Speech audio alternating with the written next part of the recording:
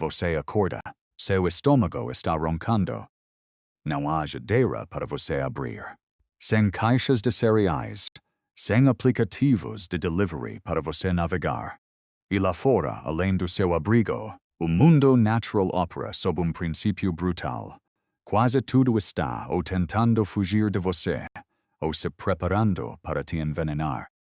Você dá passo para fora, olhando ao redor. A distância, grande dama está se movendo, mas eles são rápidos e incrivelmente perigosos. Diante de você há arbustos cheios de bagas, mas não há rótulos que digam seguro para comer. Debaixo da terra pode haver tubérculos ricos em energia, mas você precisa saber exatamente onde cavar. Rio caudaloso pode estar cheio de peixes, mas você precisa saber como pegá-los. Seu problema nesta manhã não é apenas encontrar comida. O problema da sobrevivência é saber o que é chamado de comida. Você poderia passar dia inteiro, exaurindo-se fisicamente para caçar animal e acabar voltando de mãos vazias. Ou você poderia passar direto por milhares de calorias sentadas bem debaixo do seu nariz, simplesmente porque você não as reconheceu. Então, antes que os campos de trigo aparecessem, antes que os humanos soubessem como pastorear gado e antes que as fazendas existissem, o que nossos ancestrais realmente comiam. Para responder a isso, precisamos dar passo atrás. A agricultura existe apenas por uma parte muito, muito pequena da história humana, cerca de 2.000 anos. Enquanto isso, nossa espécie Homo sapiens vaga pela Terra há pelo menos 300.000 anos. Durante a maior parte desse tempo, os humanos tiveram que pegar comida diretamente do ambiente. Eles caçavam, pescavam, coletavam, trituravam, esmagavam e cozinhavam o que quer que a natureza lhes lançasse. Uma pessoa vivendo perto da costa, na África do Sul, teria tido cardápio diferente de uma pessoa vivendo em uma floresta australiana, ou de nômade na savana africana, ou daqueles que suportavam o frio cortante na Europa. Portanto, a verdadeira questão não é o que estava no cardápio. A pergunta final da sobrevivência é: como os humanos sobreviveram quando esse cardápio mudava constantemente com cada estação e cada paisagem? Ao mencionar a idade da pedra, a maioria de nós tem uma imagem compartilhada. Você pensa na chamada Dieta Paleo. Você imagina homem musculoso de tanga de pele de couro segurando uma lança. Ao lado dele está uma carcaça gigante de mamute lanoso. E o grupo inteiro se senta ao redor de uma fogueira, roendo lajes ridiculamente grandes de carne. Essa imagem não está totalmente errada, mas é uma distorção feita pelo próprio tempo. Carne, gordura e medula óssea eram fontes de energia inestimáveis. Marcas de corte de pedra encontradas em ossos de animais provam que nossos ancestrais sabiam como processar carcaças de animais milhões de anos atrás. Lanças de madeira e restos de animais gigantes também confirmam que a caça de grandes animais era crucial em muitas comunidades. Então, onde está o viés? Ele reside em uma regra da arqueologia. Ossos de animais e ferramentas de pedra sobreviveram por dezenas de milhares de anos. Enquanto isso, folhas de plantas, bagas, tubérculos, mingaus, alimentos triturados ou refeições digeridas desaparecem sem deixar vestígios. Portanto, por muito tempo, o registro arqueológico tornou a carne muito mais visível do que as plantas. Imagine arqueólogo daqui a 10.000 anos escavando as ruínas do seu apartamento. Eles encontram uma bela faca de bife de aço inoxidável, mas não encontram o seu prato de salada, porque ele se decompôs há muito tempo. E então eles concluem: os humanos do século XXI só comiam bife. É exatamente isso que fizemos com nossos ancestrais. Felizmente, métodos de pesquisa científica modernos estão corrigindo esse viés, e algumas das melhores evidências estão presas, bem entre os dentes deles. Mas primeiro, vamos falar sobre carne, para entender por que ela era atraente, mas não tudo. As ferramentas de pedra foram uma revolução. Elas serviam como presas e garras artificiais. Ajudavam os humanos antigos a cortar carne, quebrar ossos para medula e processar alimentos. Experimentos modernos mostram que cortar carne e triturar plantas com ferramentas reduz significativamente o tempo e a energia gastos mastigando. É por isso que as espécies Homo podiam absorver energia suficiente para sobreviver, mesmo enquanto nossos dentes e músculos da mandíbula evoluíam para ser menores. A carne é pacote de energia incrivelmente atraente. Mas para trazer esse pacote para casa, os humanos tinham que apostar com as suas vidas. Você tinha que rastrear a presa, coordenar perfeitamente, enfrentar o perigo de chifres ou garras. Você competia com outros predadores maiores e mais rápidos. E depois de matar o animal, você tinha que processá-lo rapidamente antes que apodrecesse. A caça de grandes animais traz recompensas imensas, mas os resultados são altamente incertos. Grupo de caça poderia partir de manhã cedo, perseguir a presa por dias e, eventualmente, retornar como uma lança quebrada, corpo exausto e estômago vazio. A carne é ótima, mas se os humanos dependessem apenas da sorte da caça, provavelmente teríamos entrado em extinção há muito tempo. Então, quando os caçadores falhavam, o que mantinha toda a tribo viva? A resposta reside em seu tártaro dentário. Pesquisadores analisaram a placa dentária de Neandertais encontrados na caverna Shanidar, no Iraque, e na caverna Spy, na Bélgica. Esses dentes basicamente serviam como minúsculas caixas de armazenamento arqueológico. Pouco nojento, mas incrivelmente útil para a ciência. Dentro desse tártaro, eles encontraram grãos de amido fossilizados. Essa evidência pertence a tâmaras, leguminosas, gramíneas silvestres e muitos outros tipos de plantas ricas em energia. Ainda mais surpreendente, alguns grãos de amido têm alterações morfológicas, sugerindo que essas plantas foram aquecidas ou cozinhadas antes de comer. Até os neandertais, sempre descritos como os ferozes caçadores de grandes animais da Idade do Gelo, não comiam simplesmente carne. Eles sabiam exatamente quais plantas eram comestíveis. Sabiam quais partes da planta eram mais nutritivas. E o mais importante, sabiam como processar aquelas sementes duras ou tubérculos ásperos em comida digestível. Mas comer plantas não era tão simples quanto colher uma baga verde e colocá-la na boca.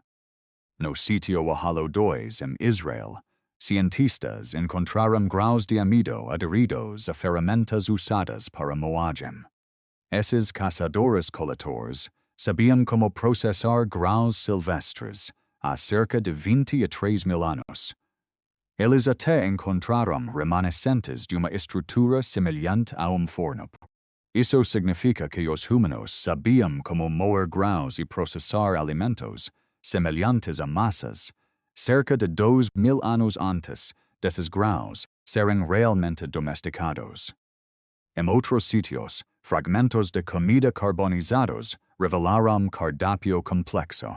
Ervilhas silvestres trituradas, gramíneas, sementes e nozes. Acontece que nossos ancestrais estavam realizando processamento de alimentos sofisticado. Deixavam de molho, trituravam, esmagavam e aqueciam. Esses passos não eram apenas para o sabor. Era sobrevivência.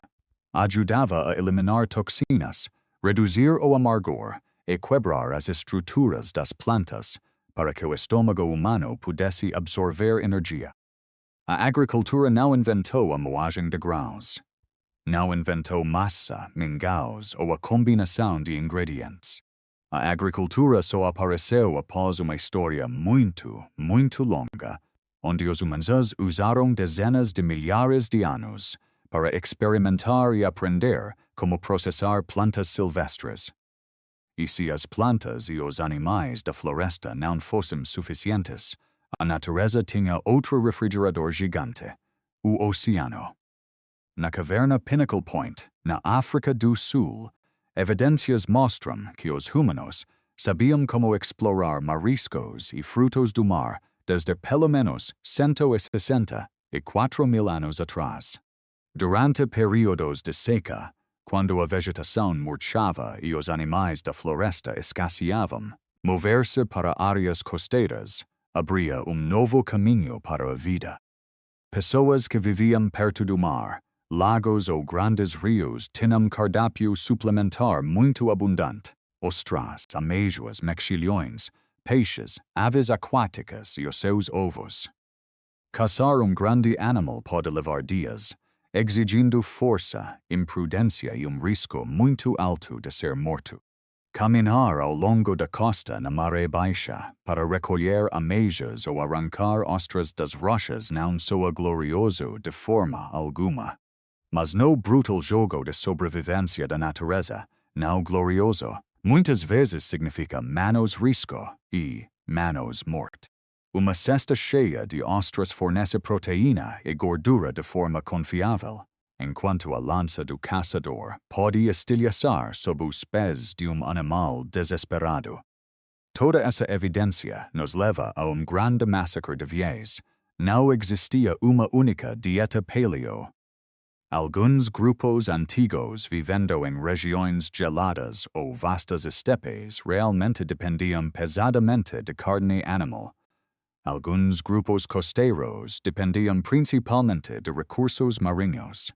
Mas também havia grupos vivendo em ambientes ricos em plantas. O cardápio deles transbordava de nozes ricas em energia, tubérculos subterrâneos e grãos silvestres. Por exemplo, em Tafaralt, no Marrocos, análises de isótopos e estrutura dentária mostram uma comunidade de caçadores-coletores que dependia significativamente de plantas silvestres. Ou no norte da Austrália, reminiscentes de 65.000 anos atrás mostram humanos explorando vastas quantidades de tubérculos, frutas e sementes ricas em gordura, coisas que exigiam habilidades de processamento incrivelmente complexas. Então, aí está, a dieta humana antiga não é cardápio fixo. É uma estratégia de sobrevivência flexível suprema, como o que a paisagem ao seu redor oferece. Aprenda a processá-lo com segurança e esteja pronto para mudar esse cardápio completamente quando a paisagem e o clima mudarem. Agora, imagine fechar os olhos e reconstruir dia típico antes da agricultura. Amanhã começa quando você acorda, mas não significa que você tem comida para colocar na boca imediatamente. Todos se espalham. Algumas pessoas verificam as pequenas armadilhas armadas na noite anterior. Outros olham para o chão, lendo pegadas frescas na lama. Alguns prestam atenção aos arbustos, começando a dar frutos, ou áreas de solo macio onde já cavaram tubérculos. Crianças, adultos, qualquer pessoa pode participar na busca de comida adequada à sua força. Enquanto isso, os idosos, que podem não ter mais força para perseguir presas, desempenham o papel de memória da comunidade. A sua memória lembra todo o grupo qual planta dará frutos em qual mês, onde fica a água subterrânea, qual fungo deve ser cessado completamente e qual baga parece muito deliciosa, mas comê-la significa perder a vida. Por volta do meio-dia, grupo retorna. Eles trazem raízes cavadas, cestas de sementes duras, algumas bagas e ovo de ave. Do outro lado da floresta, uma grande caçada pode estar ocorrendo. Se o caçador trouxer carne de volta, é dia de banquete. Todos obtêm uma grande quantidade de energia, mas é muito perecível, precisando de consumo rápido ou defumação. Mas se os caçadores retornarem de mãos vazias após dia cansativo, esse dia não é desastre. Os tubérculos, as sementes e os alimentos pequenos e menos pesados, mas facilmente obtidos, são o que manterá toda a tribo sem passar fome. A tarde cai e é aqui que as coisas ficam ocupadas. Uma refeição antiga nunca começava colocando a comida diretamente na boca. Começava com trabalho duro. Eles tinham que esmagar cascas de sementes duras como rocha. Tinham que usar bastões para cavar e remover partes tóxicas de raízes de plantas. Deixavam sementes excessivamente amargas de molho na água do riacho fluindo. Então batiam, esmagavam. Pedras esfregando contra pedras moíam a comida. A fogueira era acesa. O fogo não apenas fazia a comida ter gosto melhor. O calor quebrava estruturas químicas, amolecia os tubérculos, tornava a carne mais fácil de mastigar, matava parasitas e tornava tudo mais seguro. Refeições antigas nunca foram porções individuais pré-divididas. A comida era problema social profundo. Quem a encontrou? Quem gastou o esforço para esmagá-la? Quem come primeiro? Esta carne deve ser compartilhada com aquela família na caverna ao lado? O compartilhamento de comida ao redor do fogo é o que teceu os nossos ancestrais juntos em uma sociedade verdadeira. Refeições não são apenas sono de energia e cooperação, memória e proteção mútua contra a natureza dura. Mas aqui está a parte estranha e mais surpreendente da história. A maior coisa não é quanta carne os humanos antigos comiam ou quantos tubérculos cavavam. A maior coisa é como eles transformaram toda a vasta paisagem natural em gigantesco sistema de informação. Se humano moderno estiver na floresta selvagem profunda, só vemos árvores, grama, rochas e alguns animais voando por aí. Vemos caos de cor verde. Mas caçador-coletor tem uma experiência diferente. Eles olham para a mesma paisagem e veem mapa de sobrevivência. Eles veem a comida desta semana naquele arbusto, a comida do próximo mês por aquele tronco de árvore. Eles veem sinais da vinda da chuva através das formigas. Eles sabem por qual fenda na rocha a presa passará. Eles veem o que precisa ficar de molho, o que precisa assar e quais curiosidades as crianças absolutamente não podem tocar. Os humanos pré-agrícolas não simplesmente encontravam comida. Eles investiram uma enorme quantidade de conhecimento para forçar coisas quase não comestíveis a se tornarem comida. Cascas de sementes duras, eles a moíam. Raízes tóxicas, eles as deixavam de molho e fervam. Ossos não mastigáveis, eles os quebravam e sugavam a medula. Animal rápido, eles fazem armadilhas. A habilidade mais especial da nossa espécie não é comer uma comida perfeita. Nossa habilidade especial é pegar uma coisa imperfeita, uma coisa perigosa, amarga, e através da sabedoria, transformá-la em comida que sustenta a vida. Hoje, quando você entra em supermercado, não precisa saber qual estação o trigo brota, por qual pasto a vaca que você está comendo já passou, ou a que horas a maré baixa. Não lemos mais pegadas de animais na lama. Lemos rótulos nas embalagens. Não rastreamos presas através de florestas densas. Empurramos carrinhos ao longo de corredores categorizados. A agricultura mudou permanentemente a relação dos humanos com a comida.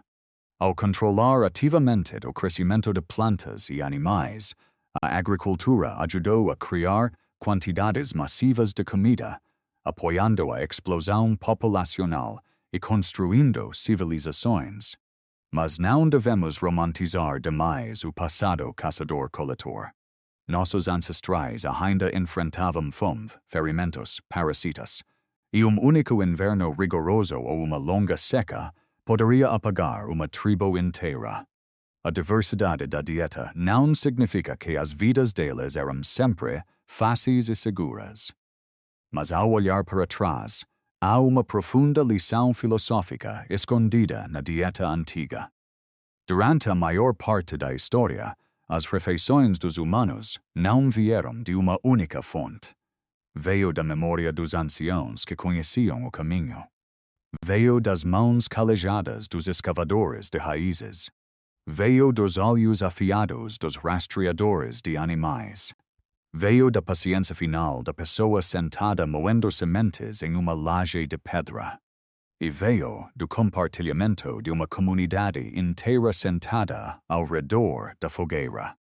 Nós, humanos, não conquistamos e nos espalhamos por este planeta porque por acaso encontramos uma dieta perfeita. Existimos e nos elevamos para dominar esta terra porque antes da agricultura, os humanos não tinham uma dieta. Eles tinham milhares de dietas diferentes, mudando com cada chuva, cada estação de neve e cada nova terra em que pisavam. E talvez essa seja a coisa mais humana sobre nós. Não vamos em busca de um tipo de comida perfeito, pré-dividido. Em vez disso, quase independentemente de onde fomos, independentemente de quão severo o ambiente, sempre encontramos uma maneira de tornar algo comestível.